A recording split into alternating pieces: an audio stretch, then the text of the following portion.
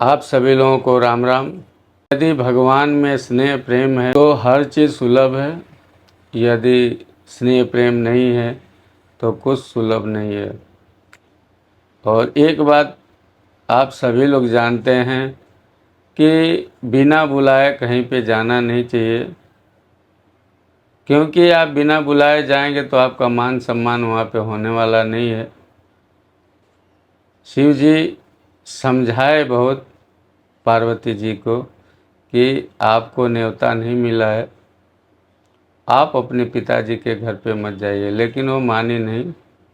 गई गई तो आगे का आप पाठ सुन सकते हैं कि क्या हुआ उनके साथ में, वो आपको समझ में आएगा। एक बार प्रेम से आप लोग सभी लोग बोलिए जय सिया राम।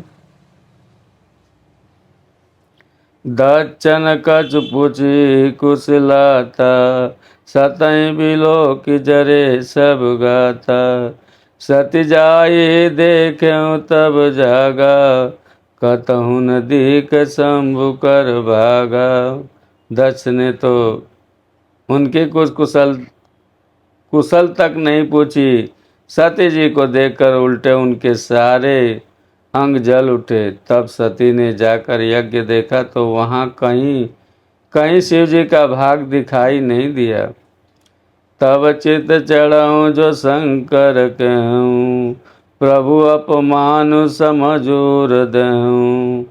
पाछिल दुगुन हृदय असम व्यापा, जस जस अभयं महापरितापा। तब शिव जी ने जो कहा था वह उनकी समझ में आया। स्वामी का अपमान समझकर सती का हृदय जल उठा। पिछला परिप्रतिज्ञा का दुख उनके हृदय में उतना नहीं व्यापा था जितना महान दुख इस समय पति अपमान के कारण हुआ। यद्यपि जग दारुण दुख नाना, सबते कठिन जाति अपमान। समुझि सती भयं अति क्रोधा, बहुविधि जननी कीन प्रपोधा। यद्यपि जगत में अनेक प्रकार के दारुण दुख हैं, तथापि जाति अपमान सबसे बढ़कर कठिन है। यह समझकर सती जी को बड़ी क्रोध हो आया। माता ने उन्हें बहुत प्रकार से समझाया बुझाया। शिव अपमान न जाय सही, हृदय न होय प्रबोध। सकल सभई हटी हटक तब, बोली वचन सक्रोध भजो। सिया रामचंद्र की जय, उमापति महादेव की जय, पवन सुत हनुमान की जय।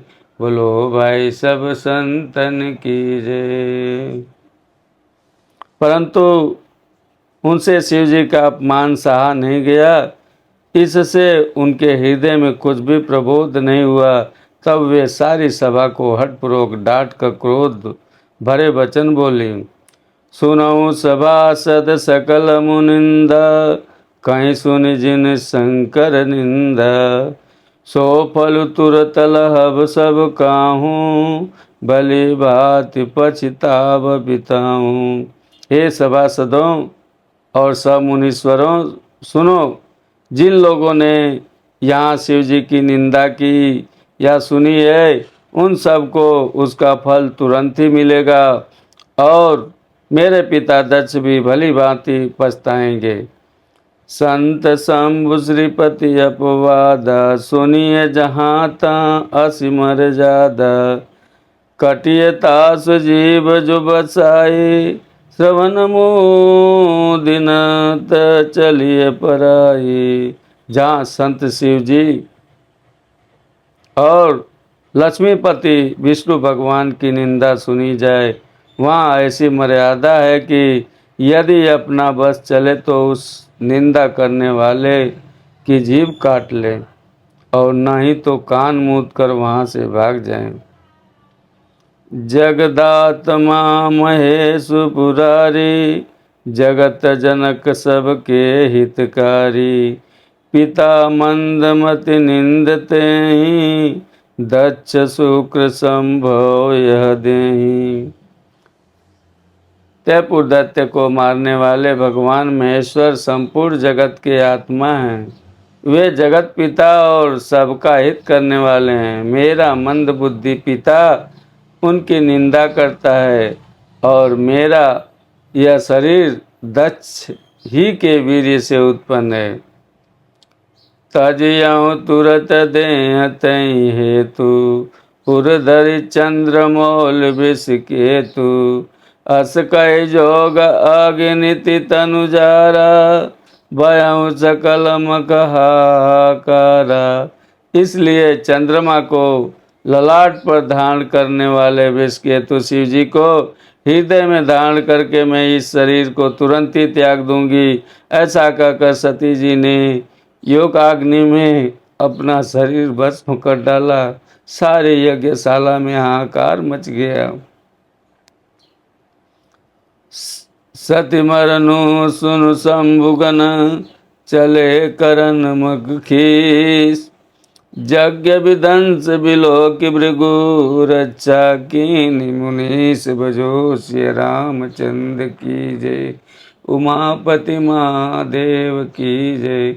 पवन सुत हनुमान की जय।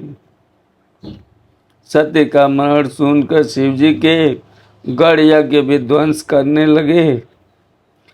यज्ञ विध्वंस होते देखकर मुनीश्वर भृगु जी ने उसकी रक्षा की। समाचार सब शंकर पाए। वीरभद्र करु कोप पटाए। यज्ञ विध्वंस जाए तिन कीना। सकल तुरंत विधिवत फल दीना। ये सब समाचार शिव जी को मिले। तब उन्होंने क्रोध करके वीरभद्र को भेजा। उन्होंने वहां जाकर यज्ञ विध्वंस कर डाला और सब देवताओं को यथोचित फल दंड दिया। भय जग विदित दक्ष गति होई। जस कछु शंभ विमुख के होई। यह इतिहास सकल जग जानी। ताते में संक्षेप बखानी। जब जगत प्रसिद्ध वही गति हुई जो शिवद्रोही की हुआ करती है। इसलिए सारा संसार जानता है। इसलिए मैंने संक्षेप में वर्णन किया।